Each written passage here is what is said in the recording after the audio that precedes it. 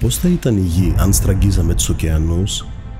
Ποιες ανακαλύψεις θα μας περίμεναν κάτω από τα υποχωρούντα νερά? Πού και πόσο βαθύ είναι το βαθύτερο σημείο όπου θα παρέμεναν οι τελευταίες σταγόνες νερού?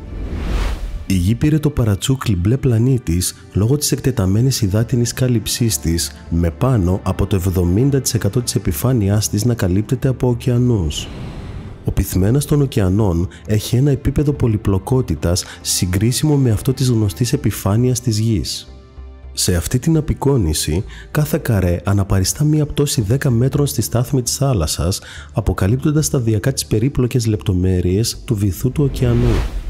Το μέσο βάθος των ωκεανών και των θαλασσών που περιβάλλουν τις υπήρους είναι περίπου 3.500 μέτρα και οι περιοχές με βάθος μεγαλύτερο από 200 μέτρα αναφέρονται ως βαθιά θάλασσα. Οι υφαλοκρηπίδες γίνονται ορατές σχεδόν αμέσως, συνήθως διακρίνονται σε βάθη περίπου 140 μέτρων, αν και εκτείνονται βαθύτερα στις περιοχές της Αρκτικής και της Ανταρκτικής. Καθώς ο χρόνος περνά και οι ωκεανοί υποχωρούν, γίνεται φανερό ότι οι υποθαλάσσιες οροσειρές είναι μεγαλύτερες σε κλίμακα και οι τάφροι είναι βαθύτερες σε σύγκριση με εκείνες στην επιφάνεια της Γης. Σε βάθη που κυμαίνονται από 2.000 έως 3.000 μέτρα αρχίζουν να αναδύονται οι μεσοοκεάνιες κορυφογραμμές. Χαρακτηρίζονται από υφιστιακή δραστηριότητα, με το μάγμα να αναδύεται από το μανδύα της Γης για να δημιουργήσει νέο φλοιό. Αυτές οι υποβρύχιες οροσειρές που σχηματίζονται από τεκτονική δραστηριότητα κατά μήκος των ορίων των πλακών εκτείνονται για χιλιάδες χιλιόμετρα στον πυθμένα του ωκεανού, με πλάτος που ποικίλει από αρκετές εκατοντάδες έως χιλιάδες χιλιόμετρα. Μπορούν να φτάσουν σε ύψος έως και 2.000 χιλιόμετρα πάνω από το γύρο πυθμένα της θάλασσας. Ορισμένες εξέχουσες μεσοοκεάνιες κορυφογραμμές περιλαμβάνουν τη Μεσοατλαντική ράχη, την Ανατολική ανοφέρεια του Ειρηνικού ωκεανού, την Νότια Ατλαντική ράχη και την Νοτιοδυτική Ινδική κορυφογραμμή. Ενώ το νερό αποστραγγίζεται γρήγορα κοντά στις υπήρους, υποχωρεί αργά στα βαθύτερα ορίγματα του πλανήτη μας. Καθώς η στάθμη της θάλασσας συνεχίζει να πέφτει στα 6.000 μέτρα, το μεγαλύτερο μέρος του ωκεανού αποκαλύπτεται, αφήνοντας μόνο τις βαθιές ωκεάνιες τάφρους. Πηγαίνοντας στον Ινδικό ωκεανό, συναντάμε βάθη περίπου 7.725 μέτρων. Αυτή είναι η τάφρος της Ιάβας.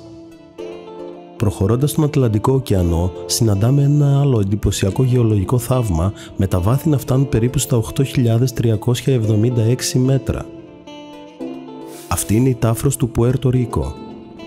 Στον Ειρηνικό ωκεανό, σε βάθος 10.047 μέτρων, βρίσκεται η τάφρος Κερμαντέκ, καθιστώντας την το 5ο βαθύτερο τμήμα του ωκεανού.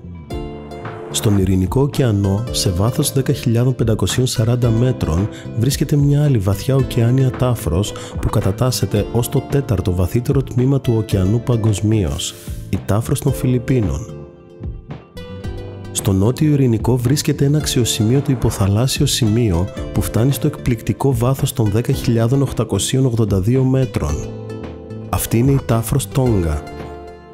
Και τώρα είναι η στιγμή να δούμε την τάφρο που κατέχει τον τίτλο του βαθύτερου γνωστού σημείου όλων των ωκεανών. Το Challenger Deep της βυθίζεται σε ένα εκπληκτικό βάθος 10.911 μέτρων. Τοποθετημένη στο Δυτικό Ειρηνικό ωκεανό, κοντά στις Μαριάνες νήσους, αυτή η τάφρος είναι ένα παράμιλο θαύμα του φυσικού κόσμου. Ναι, το μαντέψατε, η τάφρος των Μαριανών. Και τώρα, αφού εξερευνήσαμε τα βάθη, ας ξαναγεμίσουμε αυτή την τεράστια πισίνα ωκεανών για να ξεδιψάσουμε τη Γη ξανά. Αν θέλετε να μάθετε τα πάντα για την εσωτερική δομή της Γης, πρέπει να παρακολουθήσετε αυτό το βίντεο. Μην το χάσετε, γιατί η γνώση είναι δύναμη. Αν σας αρέσει επιστημονικό περιεχόμενο όπως αυτό και θέλετε να στηρίξετε τις προσπάθειές μου, εγγραφείτε στο κανάλι μου. Σας ευχαριστώ που με παρακολουθήσατε. Τα λέμε στο επόμενο βίντεο.